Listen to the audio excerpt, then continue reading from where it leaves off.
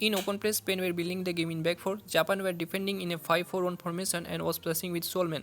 Japan center four was 2-1 against Spain center back, so Spain center back were able to rotate the ball easily. The Japanese frontman position was central, so he was cover shadowing the Spanish pivot. And because of the narrow defending of Japan's midfield line, Spanish attacking midfielder were not able to receive the ball between the line. So at the center of the pitch, Spain's attacking midfielder and pivot were unable to access the ball and forcing Spain's centre backs to play sideward passes. When the centre back played the ball to the Spanish fullback and when the Spanish fullback had the ball, the Japanese wide midfielder were ready to press the Spanish fullback. Japan frontman was cover shadowing Spain's pivot and Guy was already cover shadowing from Japan's wide midfielder, so the Spanish midfielder were unable to receive the ball and Spanish defense was forced to play sideward or backward passes. In open play, Japan's frontman was pressing 2v1 to Spain's centre backs and Japan's wide midfielder were pressing Spain's fullback man to man. Because of Japan's compact and narrow defending, Spain's attacking midfielder were not able to receive the ball between the lines.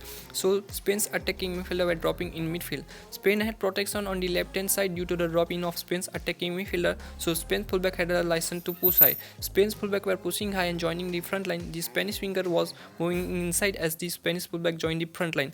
Because Japan were defending in the back five, the Japanese wingback and wide back could defend one-on-one with Spanish fullback and winger, and the rest of the defense that could defend 3v2 Spain's striker and far side winger, and it was easy for Japan to defend Spain's front four in the back five. Japan had a number advantage of five players in front of Spain's front four.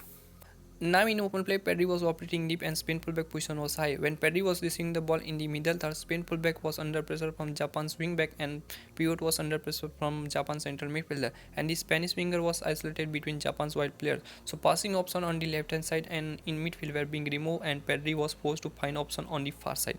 When Pedri decided to change the ball side, Pedri had the option of centre back and fullback on the far side. Japan midfield press high, so when Pedri thought of switching side, the Japanese wide midfielder was anticipating the ball would be played at the centre back or fullback, and the Japanese wide midfielder was ready to commit to Spain's centre back and fullback before Pedri even played the ball. Now the Japan wide midfielder was committed, so hole was being created in midfield. Japan's midfield was split with their wide midfielder out of position, and Gavi was ready to receive the ball behind Japan's midfield. There was a very little depth between Japan's midfield and defensive line, so when Gavi was receiving the ball, Japan's wide back were quick doing close down and Gavi was losing ball position in midfield.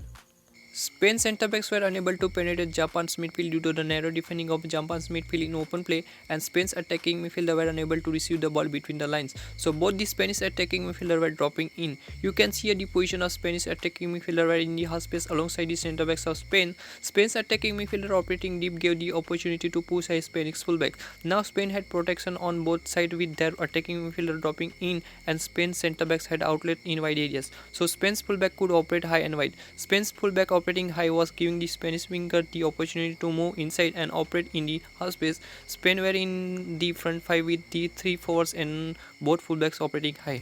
In open play, Spanish striker was dropping in and operating behind the Japanese midfield. Pedri and Guy were operating between the line and operating narrowly alongside the Spanish striker. Now Japan's midfield was operating narrow, so Spain's attacking midfielder and striker were unable to receive the ball between the lines. Now Spain were 4v4 in midfield due to the drop in by the Spanish striker. Now in the middle, Japan's frontman was 2v1 against Spain's centre back. Japan's frontman was not dedicatedly pressing Spain's centre backs and he was covering Spain's pivot by staying central. So Spain's centre backs were easily carried the ball. Due to the narrow defending of Japan's midfield, the Spanish centre backs were not able to pass between the line. As we discussed, Spanish striker was dropped in. Spain's attacking midfielder were narrow and one-on-one alongside Japan's central midfielder. The central midfielders of Japan had all eyes on attacking midfielder of Spain, so the Spanish striker was able to receive the ball when the Spanish striker was dropped in. Because the Japanese midfield was defending narrow, the Spanish striker was being quickly closed down and Morata had to release the first time pass.